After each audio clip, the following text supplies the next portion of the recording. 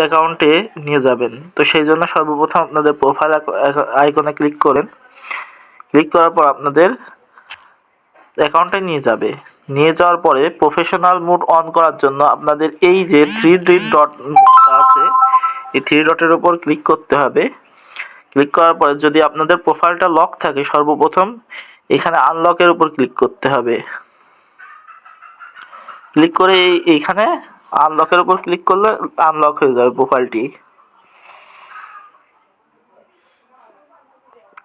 প্রোফাইলটা আনলক হয়ে গেছে। এবার এই থ্রি ডট আইকনে আবার ক্লিক করবেন।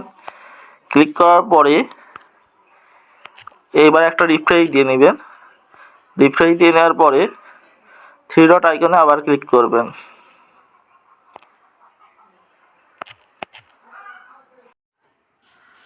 তারপরে আপনারা রিফ্রেশ দিয়ে আবার আপনাদের আইডিতে ঢুকে যাবেন। ঢুকে যাওয়ার পরে এইখানে থ্রি ডট মেনুতে ক্লিক করবেন।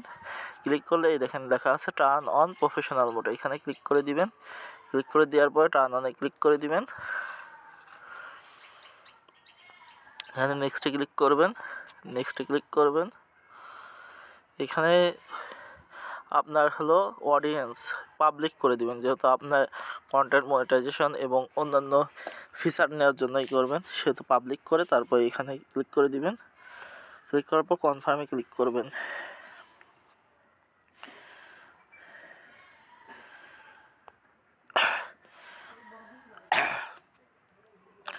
কনফার্মে ক্লিক করার পরে আপনার কিন্তু প্রফেশনাল মোড অন হয়ে গেল। এখন থেকে আপনারা চাইলে এই প্রোফাইল থেকে ইনকাম করতে পারবেন।